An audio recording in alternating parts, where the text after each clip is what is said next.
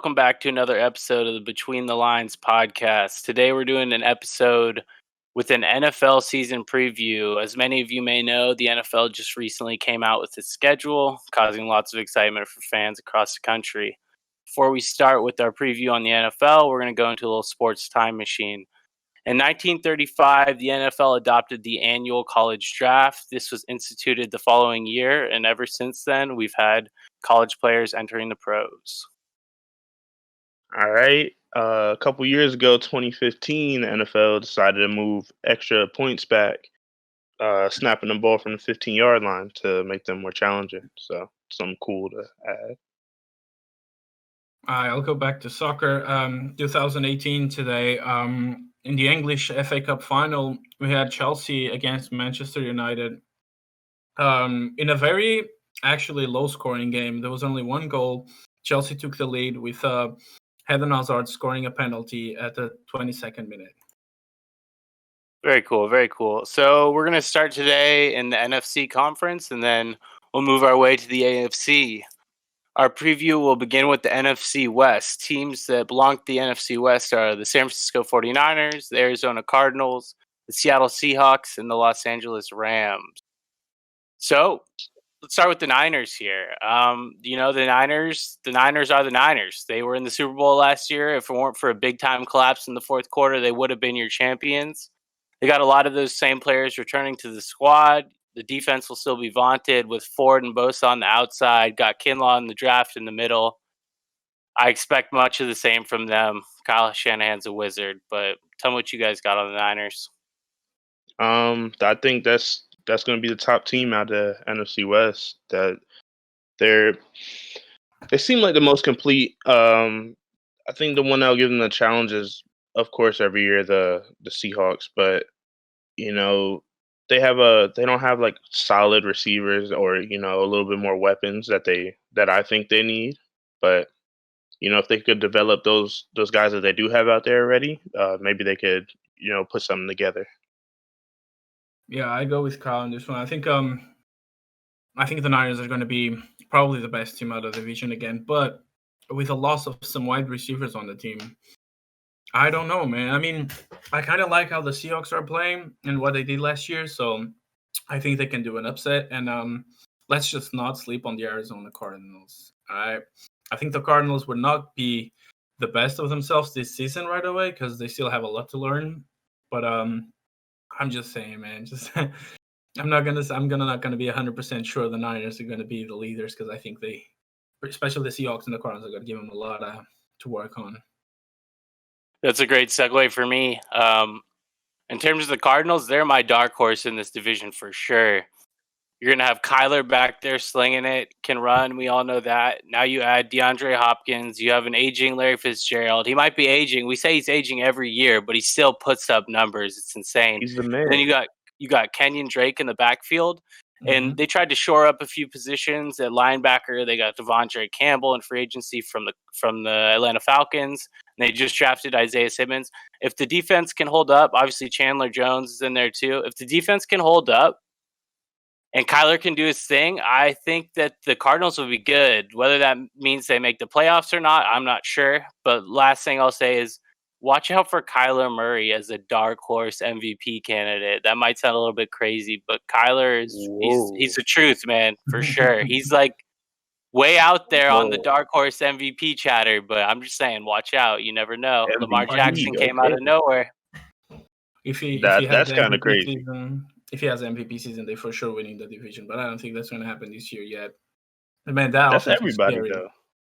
I mean, that's kind of, but like, look at that offense though. Like when you have Larry Fitzgerald playing as a second option in the slot receiver, that's scary. You're in good hands. Yeah, that's scary as hell.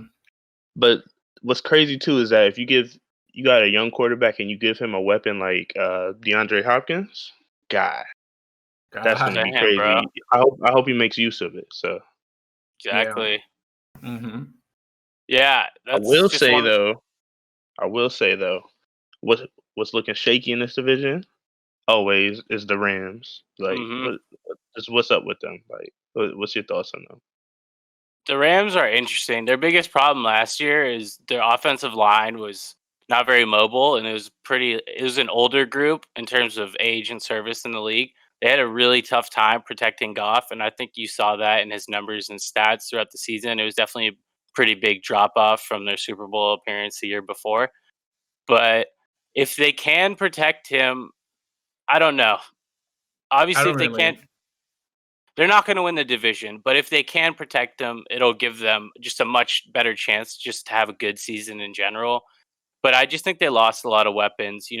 Todd Gurley was injured a lot. Who knows if he'll be healthy moving forward? But they lost Gurley. Now they lost Brandon Cook. They didn't lose him as a trade, but Brandon Cooks is now over with the Texans in Houston. So I'm not expecting much from them. But at the same time, they still do have Jalen Ramsey and Aaron Donald on defense, and those are two of the most primetime players in the league right now. Listen, I don't really Right. believe in Jared Goff. I just don't believe in him. I think he's just a mediocre quarterback. I'm just saying.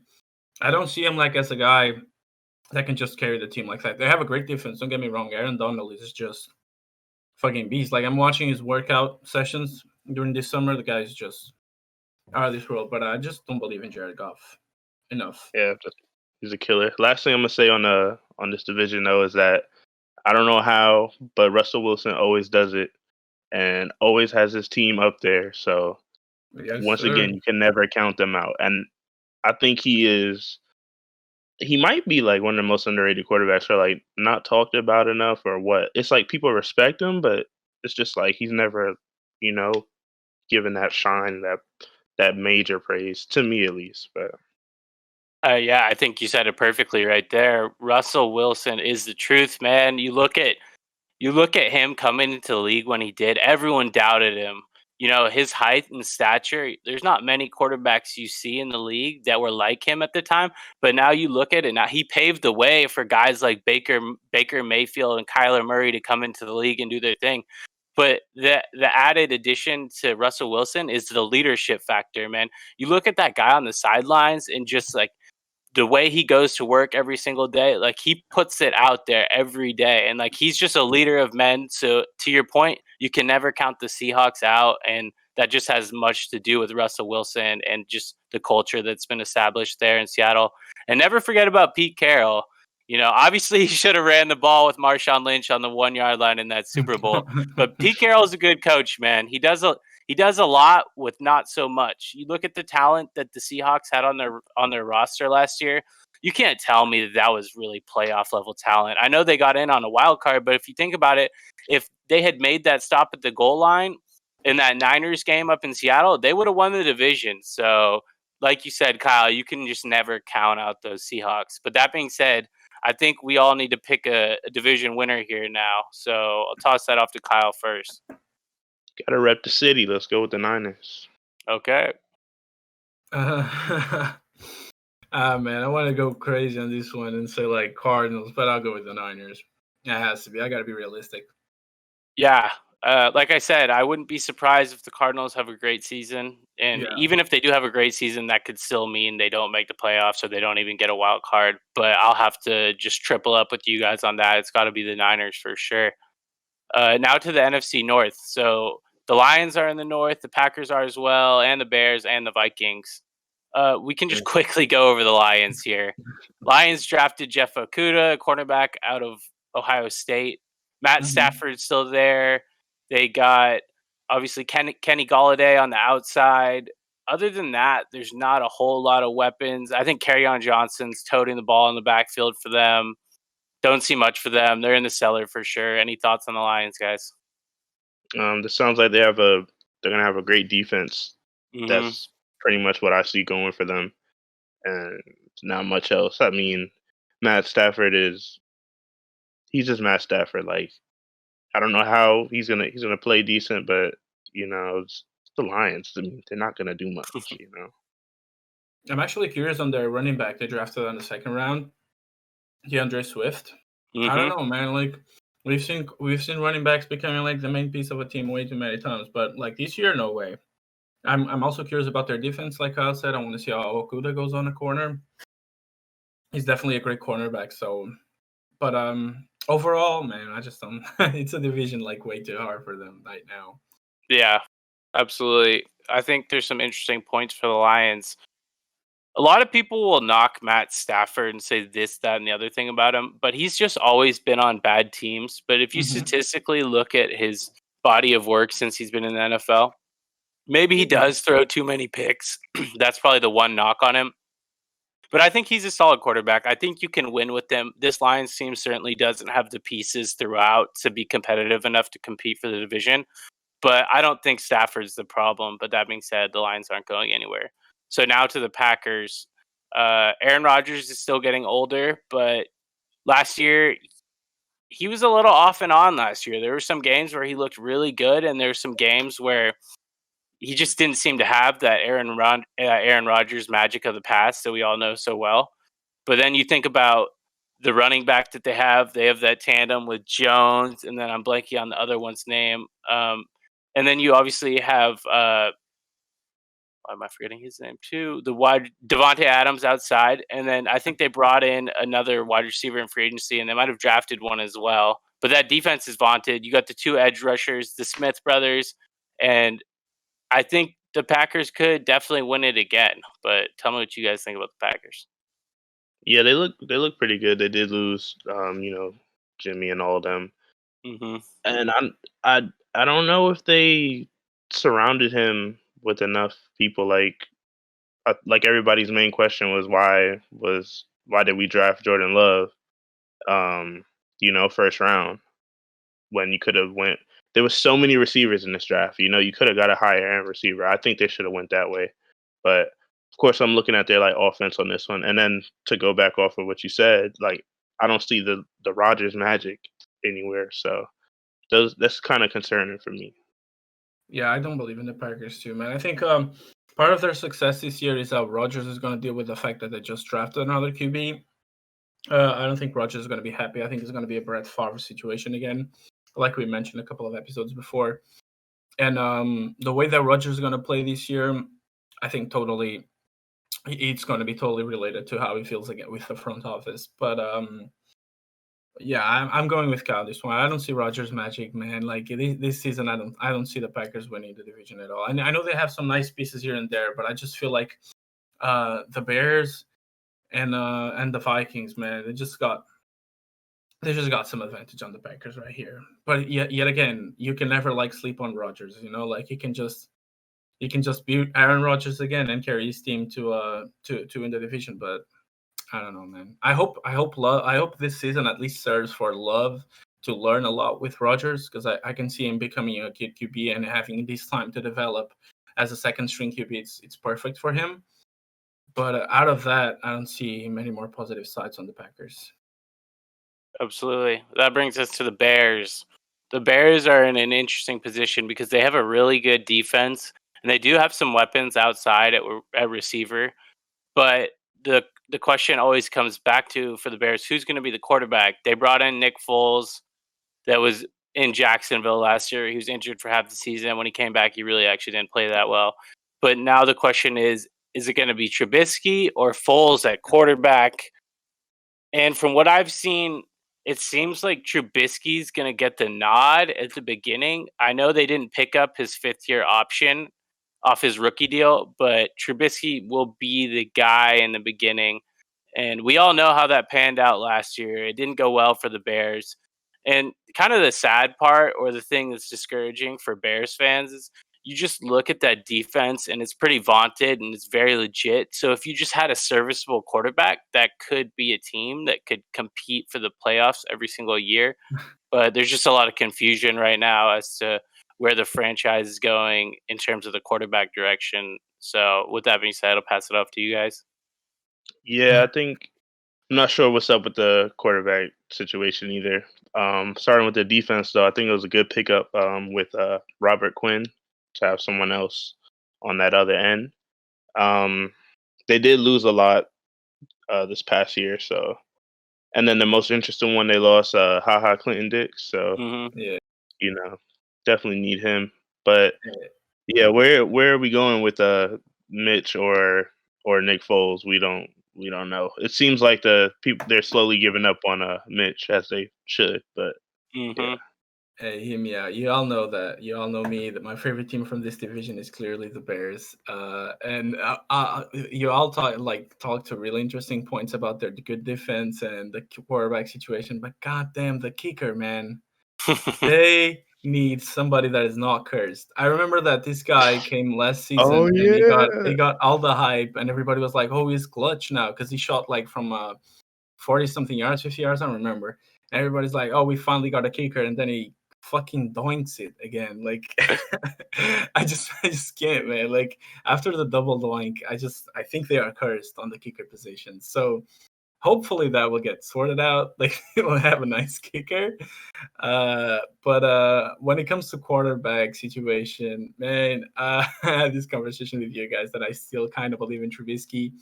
I know he's kind of like he overthrows the ball a lot, and he's kind of dumb when it comes to decision making. But I don't think Nick Foles is going to take his position. I think Nick Foles is one guy that what he did with the Eagles was amazing, coming off the bench and then winning the Super Bowl and the playoff runs. But I don't think Nick Foles has what it takes to be a first-string quarterback for the whole regular season. And I think Trubisky can actually learn something from Foles, because Foles is a very simple quarterback when it comes to playmaking and decision making. You don't see Foles making these flashy plays besides the Philly specially made. Obviously, but we don't see Foles making these crazy plays, or Foles doesn't run. So I think Trubisky can learn something from him. And I think if he just develops his decision making and he stops overthrowing the ball so much, I guess the Bears actually have a big shot to win in this division, because the defense, man, is just like you said. There's nothing to point out on the defense. Like, that defense is a defense that can win a Super Bowl. You know, that's a Super Bowl type of defense. So yeah, it's going to depend a lot on Trubisky. They have some weapons on offense too, some receivers for him. I actually like that tight end too, but I don't know, man. It's on the quarterback and the kicker not be cursed. That's it. Yeah. Now to the Vikings. This is a team that I really like. I know Kirk Cousins. There's a lot of naysayers about Kirk Cousins. He certainly had games where he's laid duds. And it's funny, sometimes he has games where he just shows out and he's just balling. But it's not so much Kirk Cousins for me as it is that defense. They got two great edge rushers in Danielle Hunter and Everson Griffin, two pretty damn good linebackers in Kendricks and Barr. And I now think about the fact that they drafted Justin Jefferson from LSU in the first round, the wide receiver.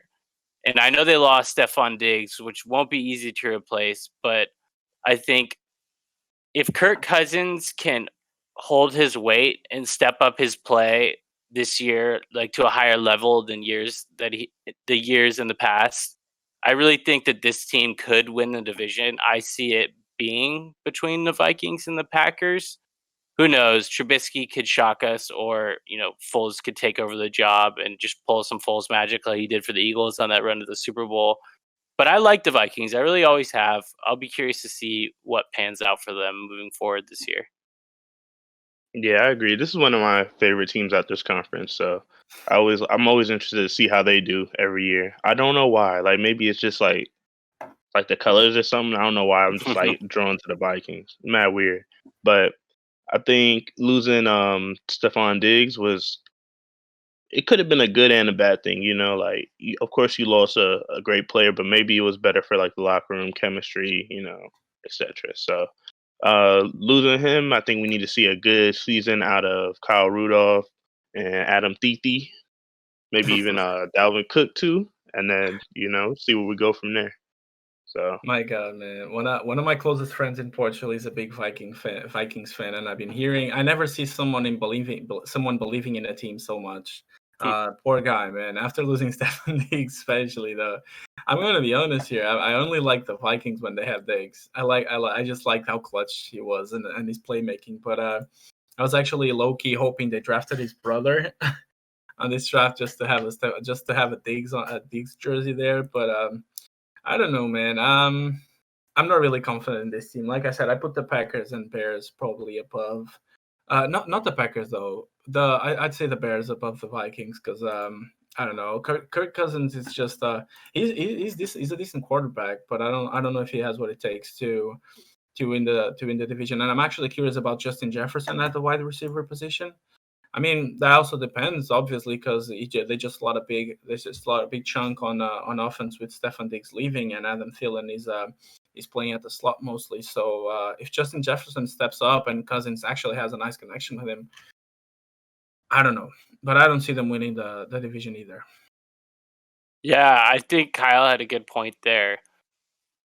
Stephon Diggs is, there's no argument about it. He's one of the best wide receivers in the NFL, like point blank, period. But he's been bitching and moaning out there in Minnesota for a while. And it seems like the Vikings kind of came to wits' end with just like what they're willing to put up with.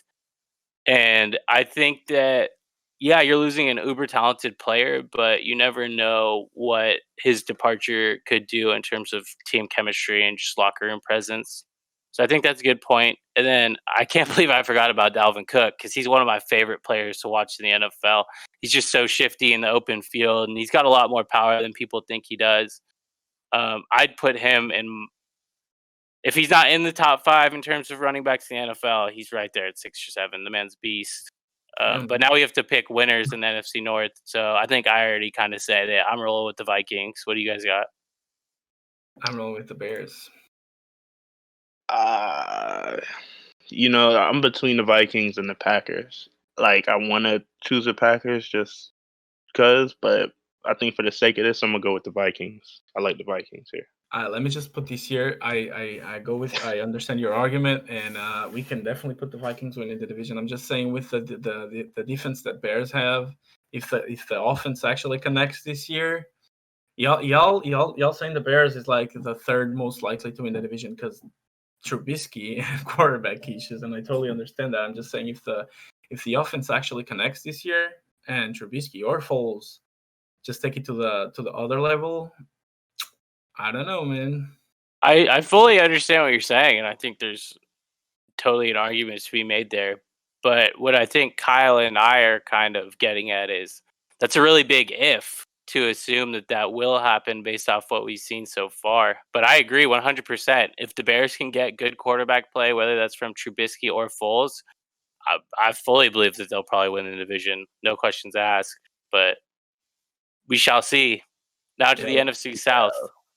We got the Saints, Panthers, Bucks, Falcons. Let me just start with the Panthers, and so we don't have to talk about them again. Christian McCaffrey, end of story. We're done. On to the next. No, I'm kidding. It. I'm kidding. They got Teddy Two Gloves out there, Teddy Bridgewater, Teddy H2O, slinging the rocket quarterback. So we'll see what happens. They got a few interesting players in the draft, but in my personal opinion, I would expect the Panthers to either be the worst team in the league, the second worst team in the league, or the third worst team in the league. So if anybody wants to say something about the Panthers, lay it on me. Nope. It's one of those three. No, I got nothing else to say. They also lost Luke, so that's a big hit right there. But totally McCaffrey. Yeah. McCaffrey. Yeah, I think the conversation ends with Christian McCaffrey. I was you thinking think they go in the huddle and say that? Yeah, I think so. I think that's we're gonna give the ball to him. And then they're not even calling out plays. Bridgewater is just like McCaffrey right. went to the right on 3. Yeah. Okay, but now let's talk about the real contenders here. So Saints, a lot of the same pieces back. They brought in Emmanuel Sanders in free agency, leaving from the Niners. You pair Sanders with Michael Thomas and Alvin Kamara in the backfield. Drew Brees is certainly getting older. I expect another good year from him, though, for sure. That Saints defense was really good last year. It was pretty crazy to me that they didn't advance farther in the playoffs. That was kind of a shock to me.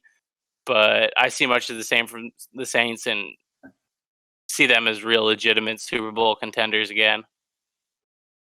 I do. I think they added some good stuff between the draft and just picking up players. I think they got what they needed, added some linemen. Definitely picked up some vets on the offense. So, and from everything I'm seeing, everybody's saying that this is going to be the 1 year that they're going to have to make this run to the Super Bowl, or Drew doesn't get it. So, boy, I'm a big Saints fan in this division. It's like my second favorite team of all the NFL, bro. I think the Saints. I'm always a believer in this division that the Saints are going to take it. Although we got Brady here now and Big Gronk, but I think Brees still got something in his gas, and boy, I love Taysom Hill. I Mm. just love him, bro. Like I've never seen some players so versatile as Taysom Hill. He does everything. So, with that being said, with the offense we have Michael Thomas out there, Drew Brees. I actually kind of like our defense too. I think Alvin Kamara kind of was not as good last season as we expected him to be. We need Alvin Kamara to step it up definitely again and show the potential that he promised. But yeah, I mean, the Saints have all the pieces we need. You know, I like our defense. We're solid. Our offense is even better. Michael Thomas out there is one of my favorite receivers. For me, it's top 3 receivers in the league right now, no doubt. And Brees still has that gas. You know, there's Yeah. nothing much more to say. Brees still has it, and it doesn't disappoint unless he gets injured again, like last season. I see the Saints winning this. 100%. I hear that. Now to the Bucks. Man, where to start with this Bucks team? You guys, I remember, 2 years ago when the Browns previously a year ago when the Browns had OBJ and they had Baker Mayfield and Jarvis Landry. Everyone was riding that Browns bandwagon saying, oh, this is a real dark horse team, a possible Super Bowl contender. And I'm not about to say this same tag applies to the Bucks, but I will say for everyone out there that's going crazy about Brady, Gronkowski, I know Mike Evans is a beast and Godwin's also a stud out there, but I slow the brakes on the Bucks. I'm not sold fully yet. I don't particularly think that they'll get by the Saints in the division. I think they will definitely get a wild card for sure. But Brady's talent's undeniable. He was slinging that thing for the Patriots last year. Statistically, it wasn't one of his better years, but I still think he'll be able to do enough with the weapons that he has out there. And then one thing that gets slept on is the fact that the Bucks have a really good defense, and I think that people just discount that because now Brady's there and Gronkowski resigned and Evans and Godwin. But I wouldn't be surprised if the Bucks defense held its weight just as well as offense does next year as well. I don't know much on the Bucks defense. I'm just gonna go out and say it, but just everything that they've added is kind of crazy. I think this whole Brady and Gronk thing could either be really good or it could end up like Paul Pierce and KG when they were on the Nets, just washed Yeah. up. So Hey, but it is Tom Brady. He's a goat, so we can't really assume it's gonna go that way. But he's got some good weapons too. You got Sure. players like Mike Evans out there, so I think he's gonna make it work with the weapons he's got. So we'll see where they end up. We can't compare hypes, Max. You compare the hype the Browns had with the Bucks. Mayfield is not Tom Brady. Oh yeah, I'm no, sorry. I understand for sure. It's not Tom Brady at all. Mayfield is way more irregular than Tom Brady. And although Tom Brady is getting old, guy is still the GOAT. I hate him. And there's a lot of people that are gonna bash at me after saying this, especially my friends after I said Tom Brady's the GOAT, but I fucking hate him. But man, him and Gronkowski again. I'm just excited to see that. I like Gronkowski. He's one of my favorite players ever. And one thing I'd like to mention is that the Bucks last year they actually had a pretty good offense. I mean, Jameis Winston throws a lot of picks, and I actually like Jameis Winston being the second string quarterback for the Saints. I forgot to mention that about the Saints. He's with us now, but yeah, I actually like that move. I still believe he's a good quarterback, but I don't know, man. I think it's like Max said. I don't think they have enough gas to win the division. They're for sure going to be better than last year because Brady's way more. Has way more experience than Jameis Winston had and knows how to play with that offense that he already had. I like Mike Evans too, but I just think they don't have the gas. Gronkowski is very injury prone. Like people tend to forget Gronk is not the Gronk like 5 years ago. Like he's still a beast. He's still got great hands. Guys can still run, but off of Gronkowski, it looks like a robot. Like it looks like fucking RoboCop out there because he has to wear all these pads and shit to protect him. So I don't go on the hype that they're gonna like win a Super Bowl or something on their first year, but definitely better than last year for sure. It'll be crazy if they do, though. Yeah, it'll be crazy if they do. I'll just shove it up, man. I hate Brady, and that's gonna hurt. But I don't care. Yeah, I'm not a huge Brady fan either. I guess the point I was trying to make, just like with the Browns comparison, is you're totally right, Joe. You hit the nail on the head. Mayfield is not at all Brady in any sense of the word. But I guess where I was coming from, it's just like there was a lot of hype surrounding that team in terms of them making the playoffs and even possibly making a deep run. I think just a lot of people are now, maybe it's that Brady effect where Brady goes, fans go, bandwagon fans go. But I just hear too many people having these really lofty and large expectations for the Bucks this year, and I just wouldn't even be surprised if they fall very short from where a lot of people expect them to be. Wouldn't be surprised if they don't win the division. I would be surprised if they didn't get a wild card, though. I will say that. Yeah. So now to the Falcons, the last team in the NFC South. I think the Falcons could surprise some people too. You bring in Todd Gurley. Who knows really where Todd Gurley's at in terms of his knee and his health there? But if Gurley can even somewhat get back to what he was able to do in years past with the Rams, that's a great running back to have in the backfield there. Obviously, you have Calvin Ridley. You have Julio Jones on the outside. They lost Hooper to the Browns in free agency, which will be a big loss because Hooper was one of the best tight ends in the NFL last year. But you also look at their defense.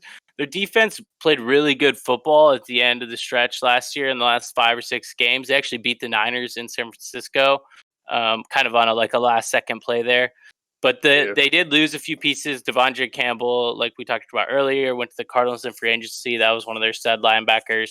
But if the defense can hold up and Matt Ryan's able to play consistent football without turning the ball over, he's able to get the ball to weapons like Gurley, Jones, and Calvin Ridley, I think the Falcons will surprise some people. Whether that means they're better than the Bucks, I don't know. I certainly don't think they'll be better than the Saints, but I think they'll be solid.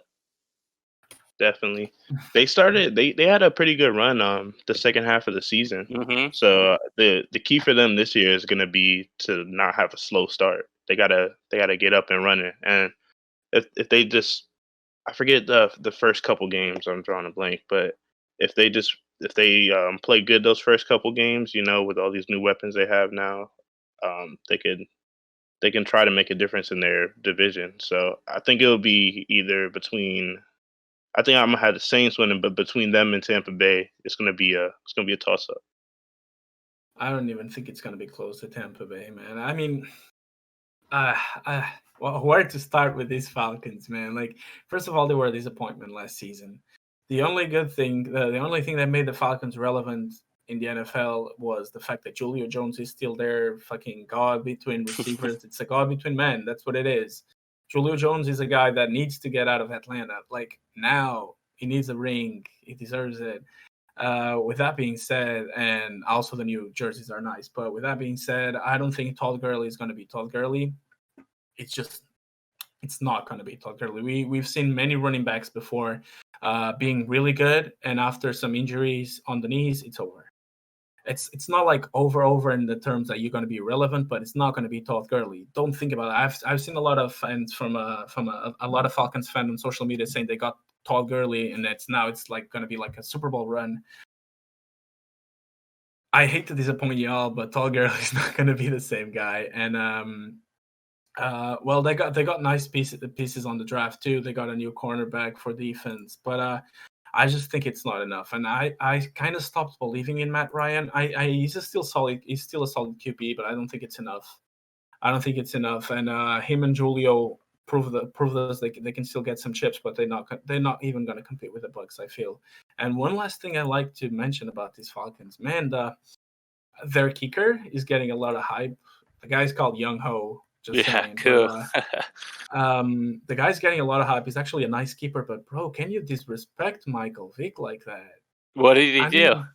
He has number 7. He wears number 7. I mean, hold up. So, any fan from Atlanta, I know Michael Vick has done some crazy shit, and I totally hate that. I hate the fact that he got in jail and the dogfight thing. But listen, Michael Vick is probably the best player that ever went through the Falcons. On his some people would say prime time, but I understand what you're saying. I mean, I'd say I understand the argument on prime time, but it's just like, bro, Michael Vick just changed the game. You know what I'm saying? Like, you have to retire a number like that, man. You cannot give it to a kicker, bro. Like, that's mad disrespect.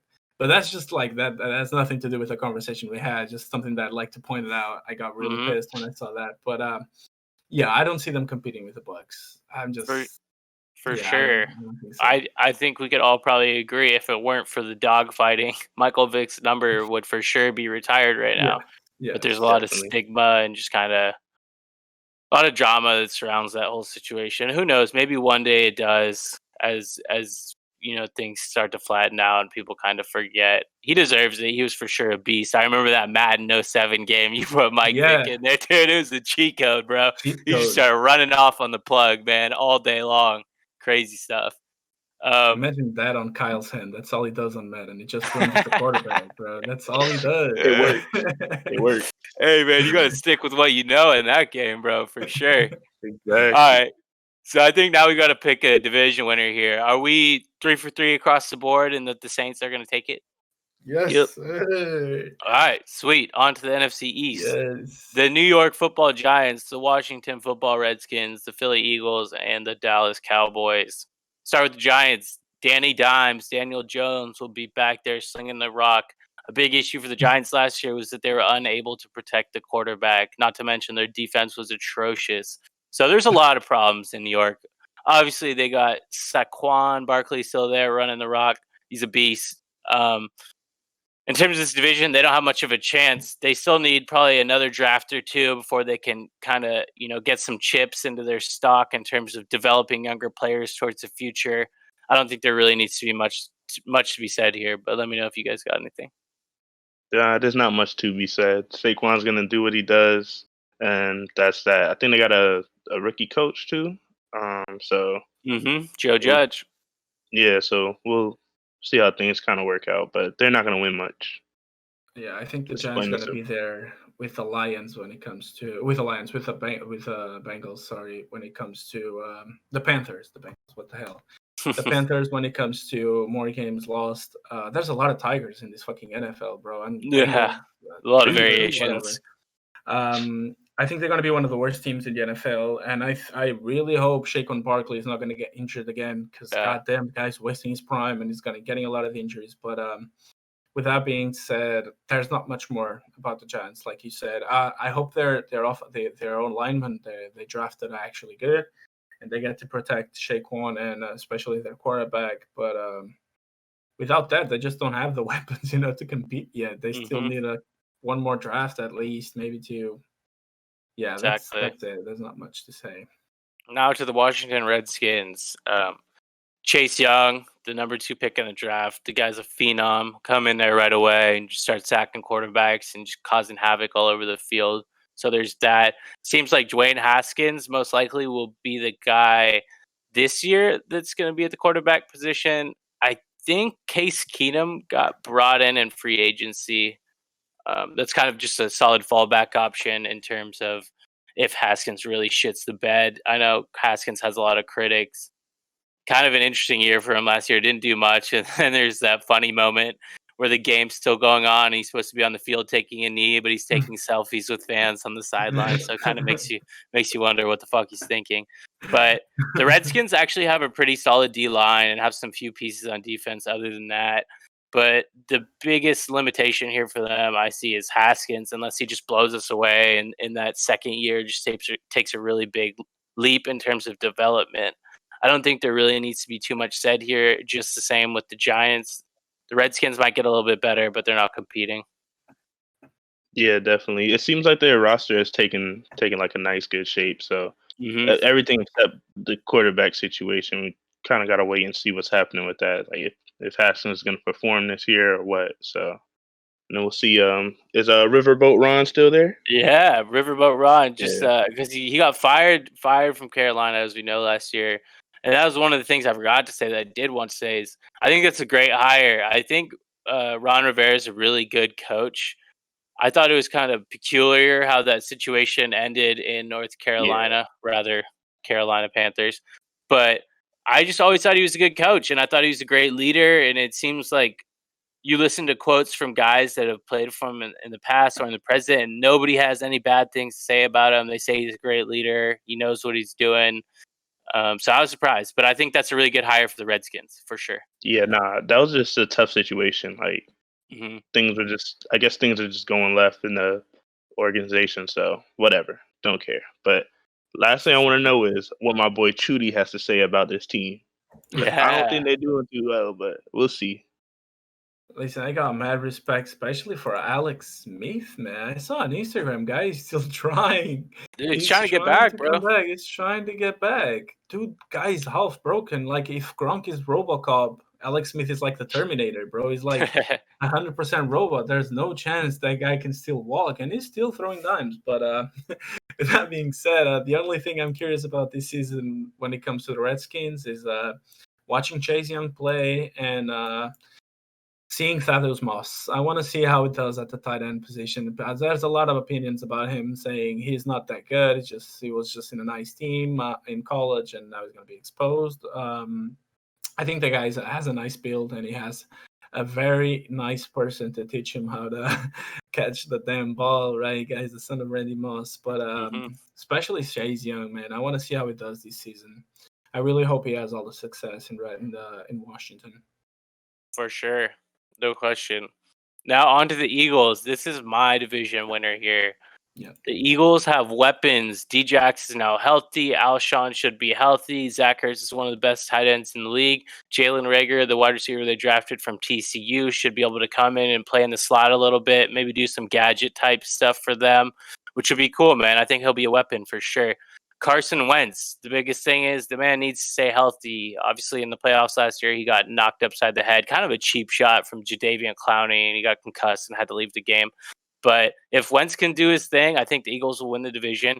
And the other side of things is that the Eagles have a crazy, wicked defense, man. They got edge rushers everywhere. They got guys in the middle that can stop the run and also kind of push forward and get in the quarterback's face a little bit. You had Darius Slay there on the outside. That's just one of the prime time showstoppers at the cornerback position in the NFL. I know they lost Michael Jenkins, the safety in free agency, to the Saints, but I still think the defense will be good. And they got the weapons on O. It's just up to Wentz to just make it happen out there. I think you hit the nail on the head right there. That's everything that needs to be said about them. I like them way better than the Cowboys in this one. So every year I'm hoping that they could do a little bit better. I know last year it was a tough situation because at one point weren't there only like 3 active receivers? Dude, they're bringing guys off the street, bro. Guys that played like cornerback in the Canadian Football League. They're just bringing out the full assortment. So obviously, I think it's a thing. It's health for them. So if they can stay healthy, I think they're the better team, to me at least. And then I'm guessing that the reason they went with Jalen Hurts was in case Wentz goes down. Seeing that he is injury prone. So I guess they do have faith in him or something, or I don't know what, but we'll see what's up with them. You said it best, bro. You just seen there's just been multiple occasions now where Wentz has gotten hurt, and it seems like the backup quarterback position in Philly is pretty important because it seems like they're out there at least 3 or 4 or 5 different games a year now. So, and I also read that they're going to try and put Hurts in some like wildcat situations, or they might even put him at running back a few times, which seems stupid because I know, which seems stupid because then what? You're going to injure him, and then you're on your third stringer. But I've just seen some different ideas on how to use Hurts. Hurts was one of my favorite quarterbacks in the draft. I really, really like him. Thought it was a little bit of a reach for the Eagles personally, but yeah. The Eagles are definitely my favorite team from this division too, and I go with Max when I say that their success also comes with injuries. Or not having injuries in this case. I hope Deshaun Jackson also keeps healthy because, Carson Wentz has been injured like pretty much every season he's played for the Eagles, but he still got some gas in him. And I think like if Carson Wentz goes down again, we actually got to see Jalen Hurts throwing some rocks. I don't think that's enough to carry a team. Obviously, they need Carson Wentz, but I'm more concerned about Deshaun Jackson. And I think if he gets a big injury again, that's over for him. That's game over when it comes to his career because the guy's not getting younger. But if the whole team stays healthy, man, they got weapons everywhere. They definitely, for me, they're better than the Cowboys. I just like the way the Eagles play overall, man. I like Carson Wentz. He used to be more mobile. He's not so mobile now. But so there's not much to see. You guys just hit the nail right in the head right there. So let's just hope they get healthy. Yeah. So that leaves us to the last team here in the NFC and the NFC East. the Dallas Cowboys. The Cowboys struggled pretty badly on defense really last year. Their secondary just got torn up everywhere. And now Byron Jones, as Thiago knows, has left Dallas and signed a free agent deal with the Dolphins. But I know they signed Daryl Worley from the Raiders, who's a solid player and he's versatile. He can play some safety, play some corner. But I still see a lot of holes on that Cowboys defense, specifically at cornerback and specifically in the interior of the D line. They obviously still have DeMarcus Lawrence is a beast, and then they have the two stud linebackers in Jalen Smith and the guy from Boise State, the white dude. I can't remember his name right now. But then on offense, you add CD Lamb from Oklahoma in the first round. That's real big. You got to pair him with Michael Gallup, Amari Cooper. That's tough. And Dak Prescott, he did his thing like really well last year. He played good football. Wasn't good enough to make the playoffs, but I think the Cowboys will make some noise, but they're not going to win the division. Nah, I see them coming in second as well. I'm hoping CD does amazing though. I mean, I really like him, so we'll see. Hopefully, Dak can use him properly. I mean, other than that though, I don't know why I just got this crazy hate for the Cowboys. So that's my thoughts on that. Man, Cowboys.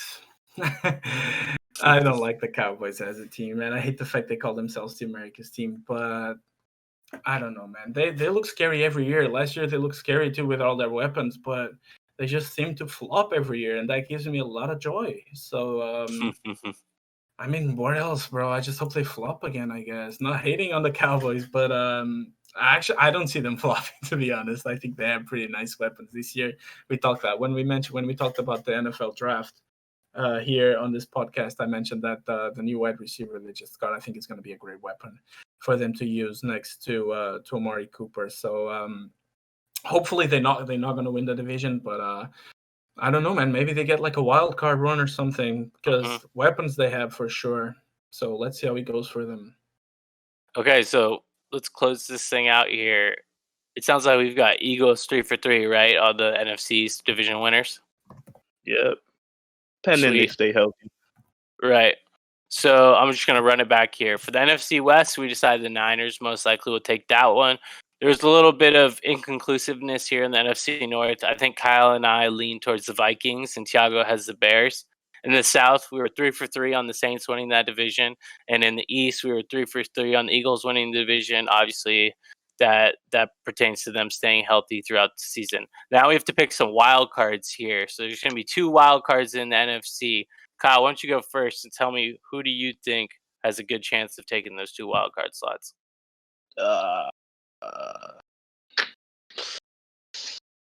Should I just throw one out? Yeah, toss them out. I guess the Cowboys, right? Yeah, I think it's solid for sure. Yeah, I rock with the Cowboys. What do you got, Thiago? Or throw both out, Kyle. We need 2 here. Cowboys, Seahawks, maybe? Yeah, for sure. Yeah. I'll go Cowboys, Bucks. Okay, feel that. I want to say the Cowboys, but I'm not going to do it. I'm going to say Seahawks, Bucks. So like 2 for the Cowboys, 2 for the Bucks. Yeah. That means I like those better. Yeah, I don't know. I think it's tough. It's tough to really say because there's so many pieces in play when it comes to wild card, depending on what schedule each division has. Because some divisions will have to go play tougher teams in the AFC conference, and some teams might have an easier schedule. So it's tough to totally predict without seeing everything that's on the table. But I think kind of what we all selected there, I think those are all very viable candidates for getting the wild card. Yep. Now to the AFC. Let's start in the West. In the West, you have the Las Vegas Raiders, the Denver Broncos, Kansas City Chiefs, and the Los Angeles Chargers. The Raiders obviously are now in Vegas. They have Henry Ruggs III. They actually drafted about 3 wide receivers in the draft. That was their biggest problem last year, just not having any weapons on the outside. It really plagued Carr. Carr actually had a pretty good year, but the ball wasn't moving down the field much because of the fact that there just wasn't much speed out there. They tried to address some holes on defense. They brought in a few linebackers. They got Littleton from the Rams. They got Kwiatkowski from the Bears, who filled in well at middle linebacker last year. Still problems at the defensive back position. The offense could be explosive from time to time this year, but they're not going to win the division. Nah, I'm gonna say probably they might be last in the division. I don't know. It'll Seriously be a toss-up. possible. Yeah, but I'm excited to see how the season goes. And not LA, LV, Las Vegas. But yeah, I like the draft picks that they had. I like the receivers. I think things could work out. I'm not sure what Carr did last year, but I think pretty much just getting the ball down the field is just their problem. So we'll see. Man, I actually saw the Raiders as being a big surprise this year. You know, all the hype of changing to Vegas, having that huge stadium. I don't know. I really don't know. I don't see them losing the division, though. I don't think they're going to be. They're going to be. I mean, I just meant they're not going to be last. I think the Chargers will be last. But I don't know. It depends a lot on Carr. I had this conversation with you, Max. Like, is Derek Carr a real first-string QB or not? Like, we're about to see. Right, Yeah. like every year it seems like people are trying to give him pieces, trying to make him work, but he's just being mediocre. And I told you that. But yeah, I don't think they're going to win the division either. Obviously, they have KC there, but I see them as a surprise run this year. I'd like to see the Raiders being in the wild card game. Actually, I think that would be nice for all the Raiders fans that have been like dying to see them in the playoffs. And Derek Carr actually being successful one season, that's going to shut me up for sure. I'll make him prove that he's a first-string QB, but it's like you guys said. I don't know. We can never tell. But for sure not going to be last. I think they're still going to be better than the Chargers, yes. Yeah, I don't. They do have 4 like nighttime games, primetime games. Yeah. In Vegas with the Bucks, Saints. Listen, the hype. But when a team gets hyped up that much, it either goes both ways. Either it's a big flop and everybody gets disappointed. But I think in this case, the hype of changing to Vegas and having the new stadium is actually going to be a nice factor when it comes to motivating the team. Right. Hopefully. Yeah, I personally don't think they'll come in last in the division, but as a Raiders fan and having gone through this horrible experience that is Raiders football over the last 20 years, nothing surprises me at this point. So if it did happen, I wouldn't wake up and be shocked. With that being said, now we go to the Denver Broncos. Broncos did have some issues on defense last year. No quarterback play to speak of at all. They started with Flacco. He was god-awful. Kind of got a little banged up, and then Locke came in at the end of the year. He was terrible too, but what can you really expect? He's a rookie. I know they have high hopes moving forward. And then you think about the draft. They bring in Jerry Jeudy to line up with Courtland Sutton. They draft KJ Hamler, the slot receiver from Penn State. The man's a beast. He's just slippery as hell, finds ways to get open all over the field. They lost Chris Harris, their stud cornerback, to the Chargers in free agency, which will be a blow. That'll be tough for them. But I don't see the Broncos doing much really here unless Locke just takes a real leap here in his second year. I'm not sold on Locke at all. I watched him play quite a bit last year, and he's just all over the place with his footwork, with his throws, just sailing the ball over people's heads. So I'm not a big fan of the Broncos. I actually see them as being the worst team in the division for sure. But let me know what you guys have. I think it's an interesting team right here. I'm kind of interested to see what Locke is going to do. I think he's going to do, better than expected. I mean, came in at the end of the year. When what week did he come in exactly? Do you remember? I couldn't say specifically, but I think he started about 3 or 4 games, so like week 12 or so. Yeah, it wasn't that bad, Like, yeah, there was some things that he could work on, but adding receivers into the draft, that's good too. So we'll see. I mean, the bottom 3 teams in this conference are just not, the best. So yeah. I actually think Drew Lock might be a surprise this year. Also, I don't know, man. I just have a feeling for him. Like when you watch a player that is not that good, but there's still something in you in his game that tells you that he might like explode some season and just become like a superstar out of nowhere. I know that might be Drew Lock, but apart from that, I mean, Von Miller on the team is always a threat. I've been loving Von Miller's game since I started watching the NFL, and apart from that too, the draft was nice. They got Jerry Jeudy. I like Melvin Gordon as a running back too. Hmm. It's obviously not a team to make a big run this year. Like Kyle said, the top three bottom teams of this conference are just out there. But I see them being better than the Chargers still, and it looks like I'm hating the Chargers all the way. But I just feel they're gonna be like dysfunctional this year. But yeah, I mean, I'm curious to see what Locke is bringing to the table this year and how Jerry Jeudy plays along with him. And one more great season of football watching Von Miller play out there in the defense. It's always great. Yeah, for sure. That Bradley Chubb Von Miller tandem at defensive end is pretty tough. I know Chubb got injured there last year, but if he can come back healthy, he's young, and Von's still pretty much in his prime, really. So that's tough for sure. That being said, to the Chiefs, my thoughts here are the rich pretty much just get richer. They didn't really lose anyone in free agency. They were able to restructure Sammy Watkins' contract, so he came back. They get Clyde Edwards-Helaire, the running back from LSU, in the draft. I really like that move. I just think personnel-wise, he fits very well in terms of what the Chiefs try and accomplish on offense. And there's just not much to be said about Patrick Mahomes. You know, he's a front runner for the MVP again. No doubt will lead that Chiefs team to a long run in the playoffs. Who knows if that's the Super Bowl again?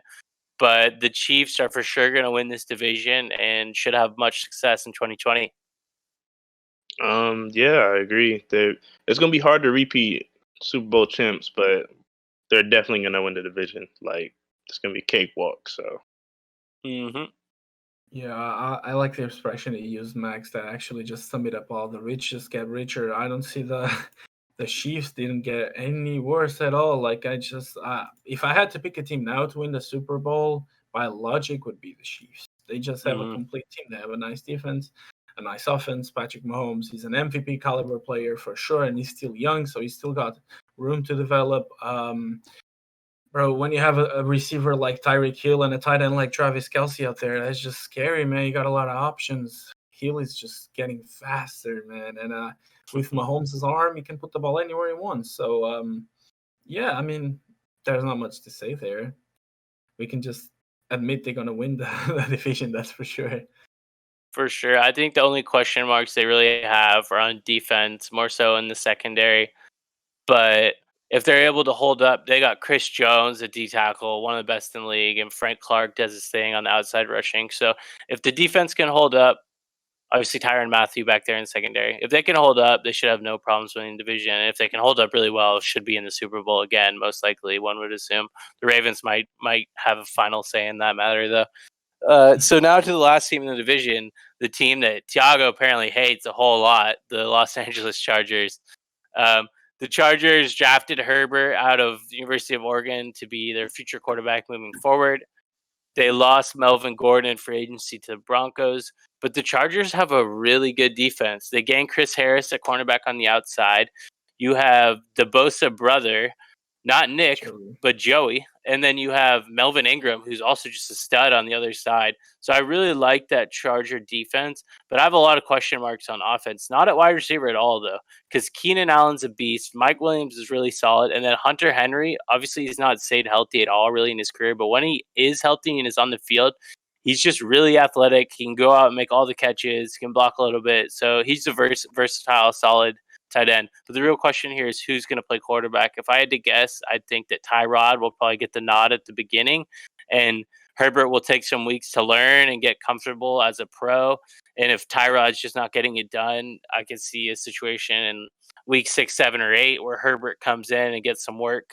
But I don't see the Chargers doing a whole lot, but I do think it's a team moving forward that does have some pieces, and if Herbert does pan out well, they could be like a force to reckon with in the AFC a few years from now.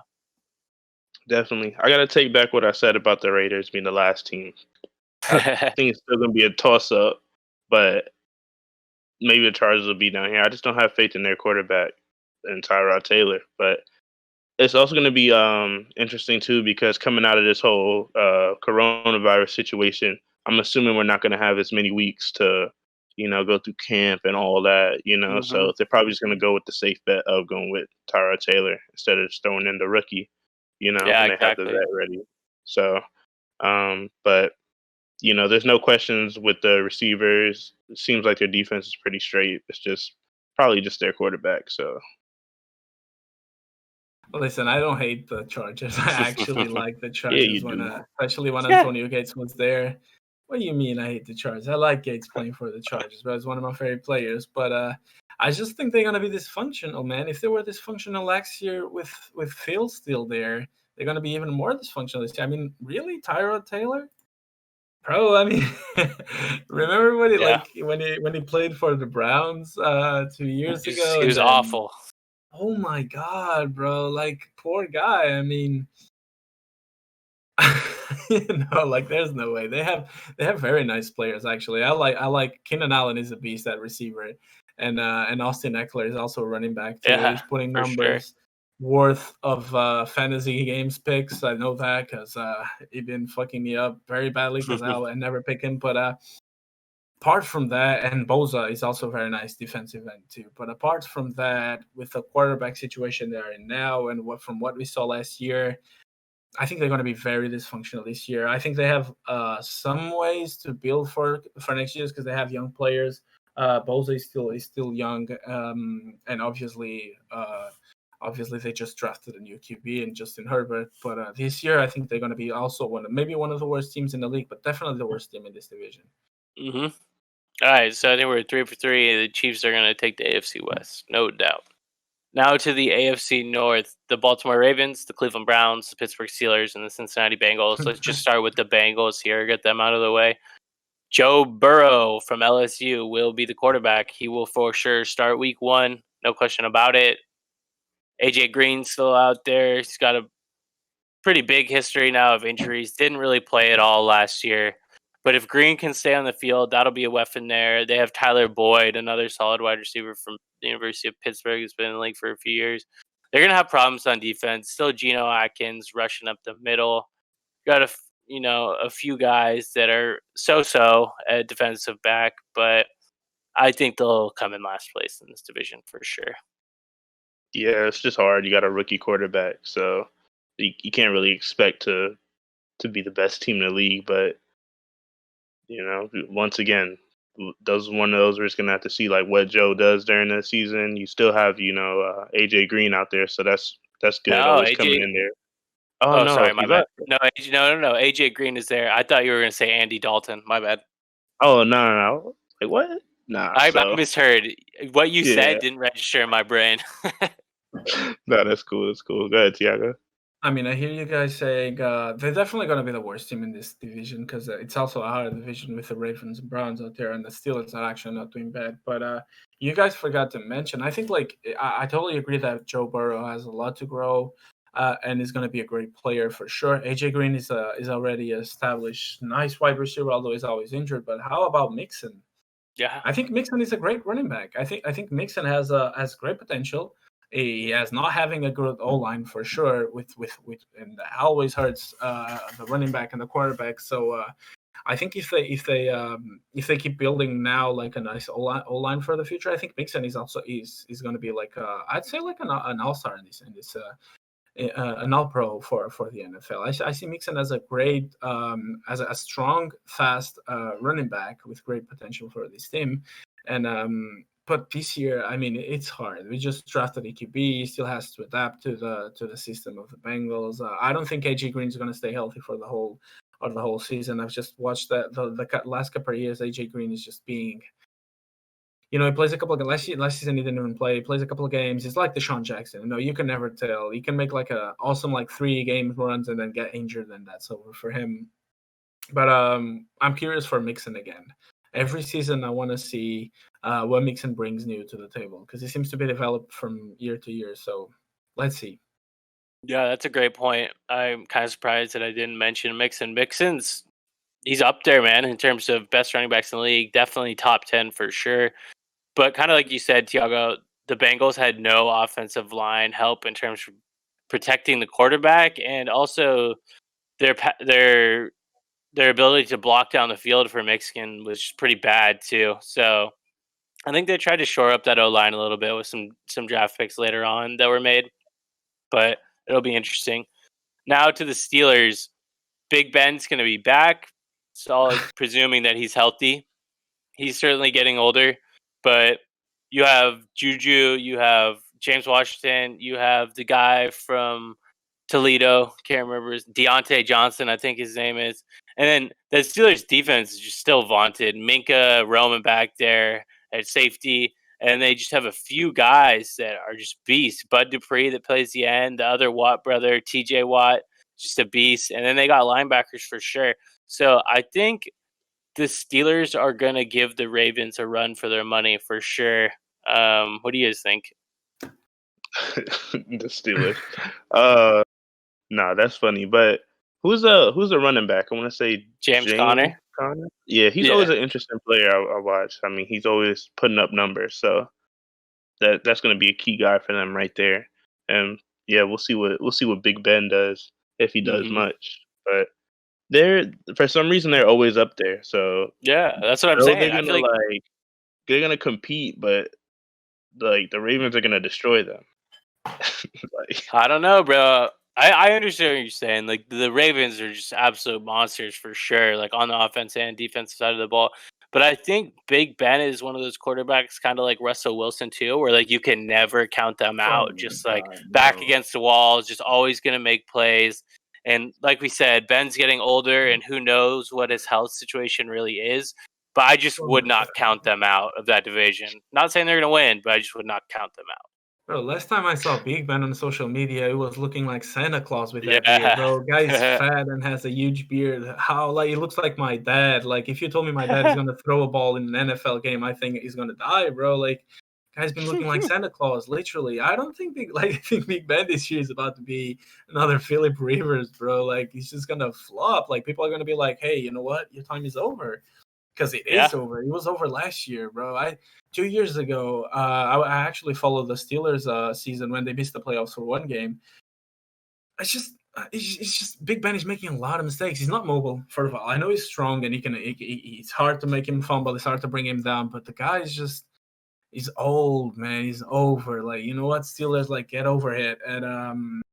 And I like the run they made last year without him, actually, and trying all these new QBs. Mason Rudolph lost part of his head, and we all know how that went out. But their defense is pretty solid. I hate to say it. The fact that Minka Fitzpatrick is playing good for them, it hurts me a lot. I like Joe Hayden too.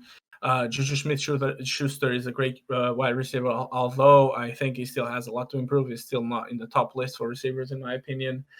And yeah, James Conner is putting up numbers like Kyle said, but this year, nah, man. Just Big Ben, don't trust him, bro. I don't think Big Ben is going to do absolutely nothing this year. He might as well get injured again. I don't know. It's just it's way out of his time, man. Like I don't think he's even like in shape to play, man. I don't know why people like believe him so much. I know he brings a lot of success to the Steelers, and I used to love Roethlisberger, but at some point in your career, you gotta look at yourself and think, man, I'm fat, like I can't play, bro. I just can't. Like I just came off an injury, a season-ending injury. I'm not in shape. I can still throw the rock, but it's just not enough to carry a team like the Steelers. The Steelers need to start thinking about quarterback options for the future. The last thing I'll say on this one is you look at the body of work the Steelers were able to put in last year. Really solid, almost getting that wild card slot. And the quarterbacks that they had in there, Mason Rudolph was god awful. Duck Hodges had a game or two. He was all right, but for the most part, pretty bad. Roethlisberger is still 2 times a better quarterback than both those players are. So I'm not saying, like I said, I don't think they'll beat the Ravens for the division, but you think about it like this. Big Ben has been fat for the last few years, bro, and he's still been finding ways to get it done. He's kind of that one quarterback where he just can be kind of pudgy and just like you try and sack him. He doesn't go down the first time. I don't know. He just makes plays, man. I'll be curious to see. I am kind of concerned because I did kind of see a few pictures of him just looking super big, just with that crazy beard. And then I saw something the other day that said he has no workout plan at all in the off seasons. They're saying that he just drinks beer and he goes plays golf and stuff too. Hey, I love doing that shit, but I'm not getting paid millions Living of the dollars to life. play quarterback in the NFL. So Exactly. Like I drink a couple of beers on the weekend too, but I'm not gonna play like for the Steelers, like trying to win a division out there. You know, saying like I don't Right. look like fucking Santa Claus on social media, bro. You're still the QB1. You're still the face of the franchise, and you'll be looking like you're homeless or some shit like that, right? You gotta like think about those things, you know. yeah, Roethlisberger is just doing him, man. I guess that's Oh the my best way to put god, it. man. Okay, so let's speed this up and jump through these here. So we got the Cleveland Browns, Baker Mayfield, really inconsistent last year. There seemed to be some drama that was going on with the team. Didn't seem like the locker room presence was that great.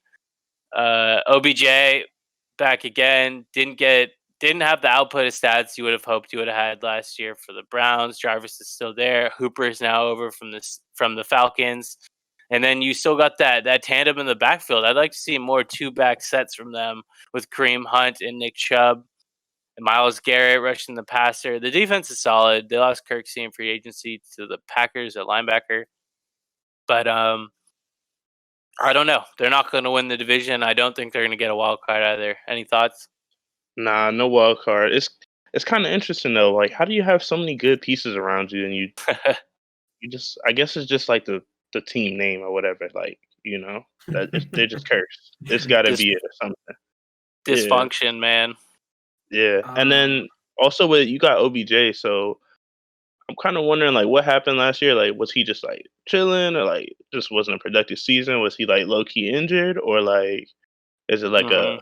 like locker room thing? Like maybe he was wanting to get out because I like were there trade talks with him, like earlier or Uh, something? yeah, I don't know like how extensive or real they are, but I feel like OBJ. You always kind of hear OBJ's name in trade talks like every single year now. But I think to Yeah, answer your question with not having much knowledge about the situation, I think the problem last year was more Baker Mayfield than OBJ. yeah, Mayfield just was so inaccurate, just making terrible reads, throwing too many interceptions. Yes, I think it more falls on Mayfield than OBJ. agreed. I agree with that. Although I think OBJ has such a huge ego. Guy acts like he's the best receiver in the league when for me he's not even in the top 5 right now. And I don't mind saying this Confident. here. Yeah, for sure. But still I Stats think that wise, he wasn't last year for sure.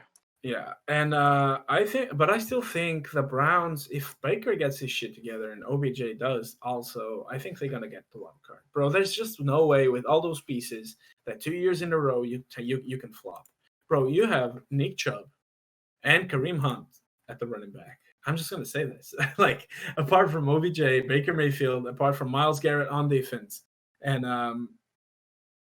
bro, come on, like it's 2 years in a row, like the Browns got to make the playoffs someday. I believe in the wild card for them, but that will require Baker and OBJ to definitely get their shit together because they're both. First of all, I think Mayfield was way too hyped up on his first season with the Browns, and that kind of ruined his mentality when he came to the second season, feeling like a superstar and shit when he's still not a superstar for sure. And OBJ always had this ego. Always. Like in the Giants was the same thing. Guys always fucking crying. We all remember that when he fucking punched the net or something, got punched Yeah. back by the net. Like that's OBJ right there. But yeah, they have too many pieces, bro. I hope Myles Garrett gets to play again after killing the Steelers quarterback. Yeah. But He'll be back this year for sure. yeah, I want to see the Browns have some success, bro. I have this pity for them. I want them to and also they have one of my favorite receivers playing slot receiver. Big guy from the Dolphins. I miss him. Not gonna say his name because I'm gonna cry. But yeah, that's all I have to say about the Browns. On to the Ravens. I don't have much to say about the Ravens. They got better on defense. They got Calais Campbell in a trade from the Jacksonville Jaguars. That's pretty amazing. I think they got him for like a 5th round or 2, which is insane because the guy's still like on top of his game. Lamar, you got Mark Ingram, Hollywood Brown, Mark Andrews at tight end. Still got the safety Earl Thomas back there, and you got Jimmy Smith and Mark Peters, man, and solid linebackers. It's just they're really fucking good. There's no way to get around it. So I know Lamar struggled in his first year in the playoffs. I think he didn't fucking complete a pass for like 2 whole quarters against the San Diego Chargers in the game that they lost. And I think it was just a bad game all in all for them in the game that they lost to the Titans in the playoffs this previous season. But it's not a huge concern for me right now, but it is still something in the back of my mind. It's like, hey, look, you guys had a great regular season, but nobody gives a shit. You got bounced in the first playoff game. So I'd like to see the Ravens come back strong again this year and then really push hard and make some moves in the playoffs. I definitely think they're coming back strong. I think they're going to put in the extra work that they need and perform in the playoffs. So we can get the playoff performance everybody was expecting. The Ravens that we were expecting to see. So. Right. And then also just there are 2 rookies that they brought in, J.K. Dobbins and then Patrick Queen, I think. Yeah. Yep. So those would be cool. Those are good pickups. Yeah. And having another running back behind Ingram would be good too. So, or maybe he might be second or third. Don't know. But they have another guy, number 35. I think I can't remember his name, but yeah, but those Dobbins will be in the impact rookie. So yeah, Dobbins will be in the mix though. He'll for sure get some carries. Yeah. I have one thing to say about the Ravens and one thing only, and we can go forward. Lamar Jackson is on a mission. That's all I have to say, bro. He's on a mission. He got knocked out last year. Lamar Jackson is on a mission to win it all. That's all I have to say, bro. 100%. I couldn't agree more. Think the Ravens gonna make some serious noise again. Lamar Jackson's the cheat code. So when you got weapons at receiver, and you got weapons at running back, and you got a quarterback that can take off like Michael Vick, it's hard to draw up a defensive game plan to try and stop that. So we'll see what happens. AFC East time. New York Jets. New England Patriots, the Buffalo Bills, and the Miami Dolphins. Let's start with the Jets. So I really wait. Well, say it louder for the people in the back. Super Bowl chance. There we go. Okay, so I like some of the moves that the Jets made. I really do. I think the Jets have a pretty solid defense. Actually, it didn't always show up last year, but you got Quinnen Williams. You got Jamal Adams out there at safety. You got Marcus May, Brian Poole. You got some real players. The linebacker Mosley that was previously with the Ravens. And you look at the offense side of the ball. Obviously, Le'Veon, Sam's throwing the thing at quarterback. Kyle, who's playing wide receiver out there? I know they lost Robbie Anderson. Did they sign anyone in free agency? I can't remember. I know they drafted Denzel Mims, the wide receiver from Baylor, who's a beast, and they got good value getting him in the second round. And they got Rashad Perriman from Perriman, who's kind of bounced around he started with the Ravens, then I think he went to Tampa Bay, and now he's the Jets. But the thing I want to make, the point I want to make here about the Jets is there's no more excuses for Sam Darnold. This is the year where he has to put on and show why they drafted him so high when they did 2 years ago. Because Sam, last year, it was the mono situation where he was sick. He couldn't play for 7 weeks. The years past, he got excuses because the team around him was just so garbage. There was no talent. But there's no more excuses for him. If he's going to be the franchise guy, he's got to step up and show the organization that he's ready to take the next step. And if he isn't, I think that the Jets really need to start thinking about their options moving forward at the quarterback position. Yeah, I think this is a year they need to see more production out of him. And they set him up perfect. They went out and they restructured their line, right? Mm-hmm. So you went and picked up linemen in the draft. You went and picked up linemen free agency, Now all you need is your quarterback to perform, right? If you go and you get all the tools they need, now you got to see some performance out of them. So we'll see what he comes up with this year. But last year they were 7-6, so I mean it's not entirely bad. Better than previous Jets performances. So 7-6 at one point during the season, because there's more games than that. But yeah, they probably were at 7-6 at one point, maybe. Yeah, that's what I mean. Yeah. And then also my fault was tripping, but you're good. Also too, I think they would have probably won a couple more games had Sam played. That's just my thought. But the mono thing kind of set them back. for sure. Guys, the last time the Jets did something relevant, Mark Sanchez ran face into an O lineman's butt and fumbled. That's the last time the Jets made something that at least it was funny. That's the last time I actually enjoyed watching the Jets. And another thing I have to say about the Jets is I really miss Le'Veon Bell on the field. I have no idea where he was last year. I don't know where you guys hit him, what happened to him. I think he was kidnapped or something. Le'Veon Bell was just missing. He was making rap music. That's it. But on the football field, I don't remember him at all. And Sam Darnold, he's on a mission too, to prove that he's a quarterback. That's it. That's all he needs to do. He just needs to prove 100%. he's a quarterback. It's not the same mission as Lamar Jackson at all. Oh, and he needs to find Le'Veon Bell too. He needs to go to his studio or something and say, "Hey, bro, come back to the field. We kind of need you to play this year. Just get some cleats, get some advice from Mark It Sanchez." sounded like hate, man. Stop hating on my team. Hey, I think he's definitely hating, bro. I'm just saying, I don't see the Jets doing nothing. I mean, with what? Like who's gonna play? Like somebody's gonna show up and be a superstar for a year? Maybe that's I don't what's gonna know. I happen. mean, I'll save this take for later. But okay, now on to the New England Patriots. Patriots obviously lose Tom Brady in free agency to the Buccaneers. And now it's expected that Jared Stidham will step in and play quarterback for the Patriots. The Patriots still have a lot of good pieces on defense. Gilmore, the cornerback that previously played in Buffalo, is a beast. They still got pieces at linebacker end to end, and then they got the McCourty bros back there playing safety. So the biggest question mark is just offensively, because there's not a whole lot of offense or weapons at tight end or receiver for the Patriots, and who knows what this guy Stidham is going to do. So a lot to be seen for the Patriots this year.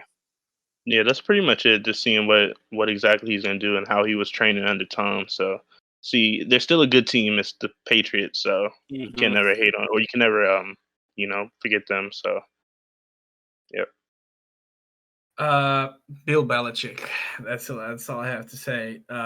I don't think they're gonna be very relevant this year, obviously, but like you said, they still have nice pieces. Julian Edelman is still there, and this new quarterback, Jarrett Stidham.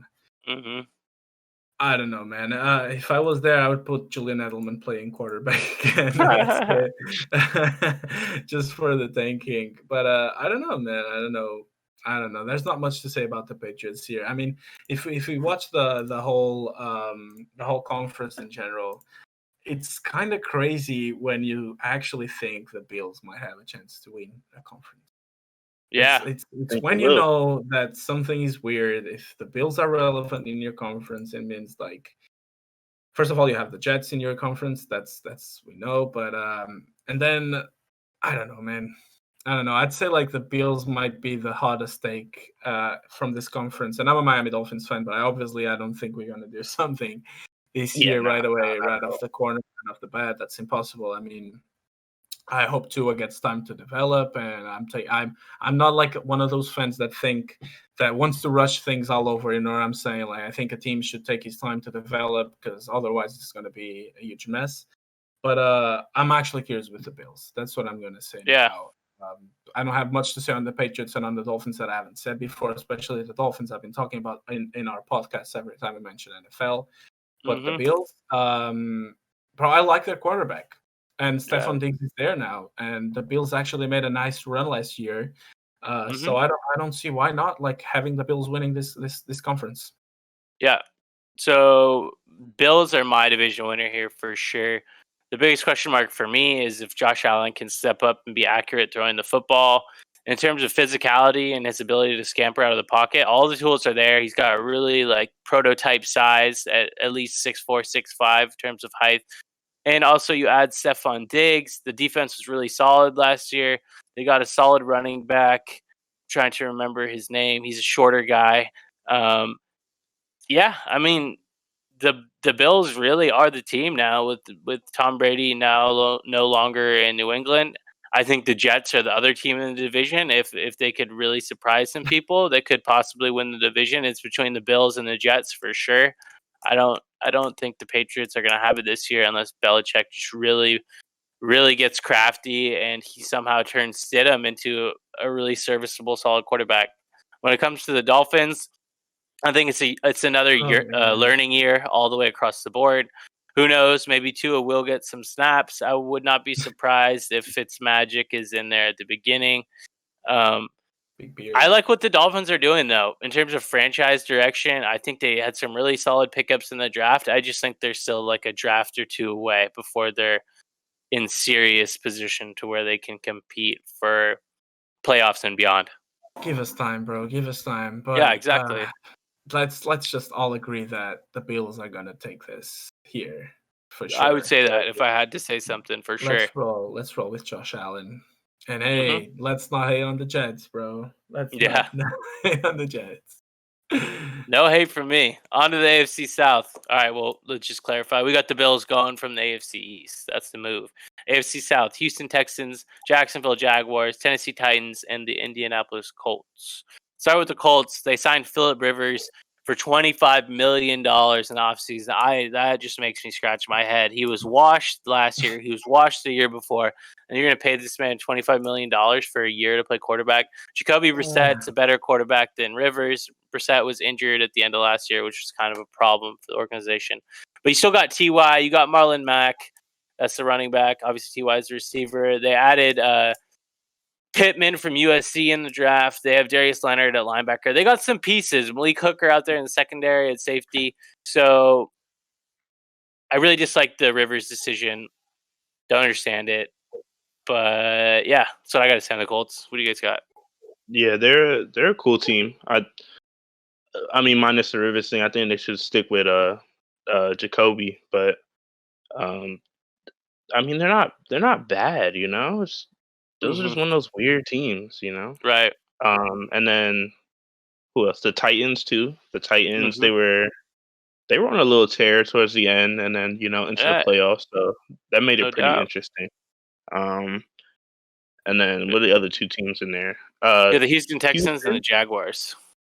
All right, so Houston. I mean, we got Deshaun Watson, right? Chilling there. I don't even know about that team. What are they like this year? Houston Texans. They got David Johnson for running back in the trade for DeAndre Hopkins. I think they'll win the division for sure. It's either the Texans or the Titans. I don't think that Tannehill is going to come back again this year and have the type of season that he did down the stretch for the Titans last year. But I do think it'll be close because the Texans definitely lost some pieces on offense, as we know. But I think it's just that Deshaun Watson X factor. The man is just an absolute beast. Just gets it done week in, week out.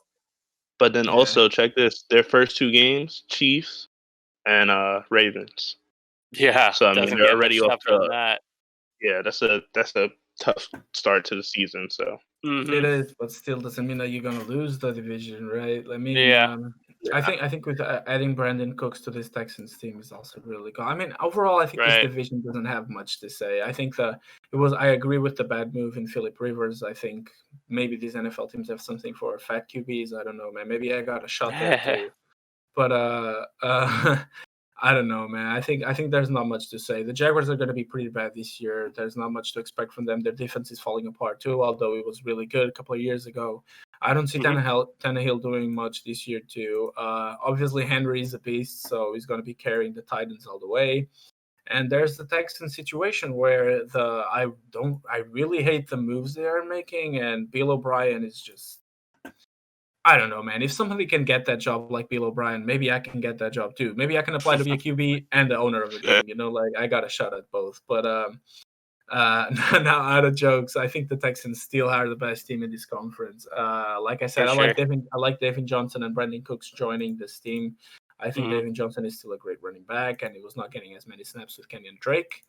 So that's great for his career. J.J. Watt still got some gas in him, although with all the injuries, J.J. Watt is still a beast. Kenny Stills can still be somewhat of a usable weapon on offense. Kenny Stills always tends to surprise me. When he was on the Dolphins, I thought he was washed over, and then he still made some plays. They got I Will don't know, man. Fuller still too as well. Yeah, exactly. And then Yeah, there's he's good for Deshaun one Watson, game, you know. and that's it. He's a good fantasy wide receiver. And then there's Yeah. Deshaun Watson, man. I mean, he's a great QB. He proved that last year going toes to toes against the Ravens, and I think he's great. I think he's also very mobile. He has a good arm, and he has a very nice decision making. So for sure, enough to carry this team to win this division. Yeah, so I think we agree the Texans take it, but I think it will be close though because the Titans do have some weapons out at wide receiver: AJ Brown, Corey Davis, and then obviously Derrick Henry speaks for himself. And their This is defense is Tannehill. really good. So I think it will be close, but I'd give the nod to the Texans. So I think we're 3 for 3 there on Texans. So now we finish in the AFC. So what we're gonna do here is pick 2 wild cards, and then we're gonna make picks for the Super Bowl representatives for the NFC and the AFC. So I'll just toss it off here first for the wild cards. I am going to give it to the Steelers. I think that the Steelers and not the Browns will win the wild card, and I think that the Titans will be the second wild card. So I got the Steelers and the Titans. What do you guys got? Yeah, I'm going with Steelers, and then whoever is second out of the AFC South. So, Yeah, for sure. it is who'd you say, Titans? I just said the Texans would win the division. Titans would be the wild card. Yeah, I mean, and if it is, even if it's the Colts, I feel like out of those 3, I don't know why. That's just what's going. So for sure. I will go with the Browns and the Titans. Okay. I just very good. There's too many players on that team not to make it, bro. Yeah, no, I mean the talent's there. It's all about just putting it together. They got the new head coach that was the offensive coordinator with the Vikings last year, so maybe he's able to kind of change the dynamics around and put something together. That being said, let's make Super Bowl selections in the NFC. This is interesting. You know what? I say give both and then go for it. What do you say, Kyle? I say give both and then give your chance. Okay. All right. I'll go NFC then AFC. I think this is Drew Brees' last year in New Orleans. And not only would I like to see him win a Super Bowl, but I also think that just this is the last one. Like, win, lose, or draw, like, I don't think he's coming back next year. And the talent there is real. And if Drew Brees can hold up like he has in years past and the defense can play solid ball, I'll go with the Saints. And the AFC, man, this is tough. Chiefs, Ravens, right? It's like a coin toss. Like, where do you go with it? But I'm going to go with the Ravens. If they can get to the playoffs and that defense plays like I know it can, and Lamar comes out there and shows off his talents and just really puts it together, I think that the Ravens will do that thing. So I got the Ravens advancing. And then in a Super Bowl between the Saints and the Ravens, I'm going to have to go with the Ravens. I just think that offensive attack, that 3-headed attack that the Ravens have, where Ingram can run the ball, Dobbins will get some touches now, Jackson can take off and run whenever he wants, Hollywood Brown streaking down the field, Mark Andrews has a solid tight end weapon in the red zone and anywhere really on the field. I just think there's too much going on, and I think that the Ravens defense will be able to get after Mahomes in the backfield a little bit. But tell me what you guys got. I feel it. I'm going to go with the Jets. Champs. Psych, nah. Can I leave now? I'll give you the real answer here. Real answer? I'm going to say something wild. I think it's going to be a repeat. Chiefs, Niners. Really? It's a possibility, man, for sure. Nah. I think the Chiefs it's going to be hard for the Chiefs to get back. It's going to be hard for the Niners to get back too, but through some craziness, I feel like it could happen. And I think the Chiefs will repeat. Mm-hmm. Okay. I think it'll be harder for the Niners to get back than the Chiefs. Agreed. But I think it could happen, though. I totally could see a world where those matchups are real again. I'll go with the same as Max said, but I see the Saints winning to the Ravens. Like I said, Lamar Jackson's on a mission, but there's no way to stop Drew Brees. I mean, there is a way to stop Drew Brees, but I'm saying, like, Drew Brees is on a mission, too. It's probably his last season with the Saints. And I see one way to beat these Ravens. The Ravens have a pretty nice defense, but I see one way to beat this defense is with the Saints tricky plays, man. Like I said, Taysom Hill sometimes is a difference maker when it comes to tricking defenses. And they just have too many plays when you cannot tell what's gonna happen. You know what I'm saying? Like these special like crazy plays that you see Taysom Hill doing, throwing the ball or just running. I see that happening a lot on the Super Bowl. More like Nick Foles pulling off a Philly special that year against the Pats. And I just see the Saints doing everything to give one more ring to Drew Brees. And they definitely have the pieces for it. And I think this is it. This is the last run they're going to make because Drew Brees is going to retire, and then they're going to just be a mediocre team and maybe some new pieces. I don't know. But and also, once again, don't forget we got Winston as a backup QB, and we can make some tricky plays with him too. We all know the Saints know how to play their QBs. All at once. We all know the Saints are very tricky in that. Don't sleep on that. That's a very nice way to treat defenses. Nice defenses like the Ravens have. And I think they're going to take it all. Sweet. All sounds good. Just to clarify here, audience, I had a little brain fart there. The Chiefs and the Ravens will play, but it will not be in the Super Bowl. The Ravens will play the Saints in the Super Bowl, and I have the Ravens winning that. Just to clarify again. But that being said, that kind of concludes our NFL season preview here. This is episode number 6 of the Between the Lines podcast. Thanks for joining in with us and rocking with us. Until next time. Go Jets.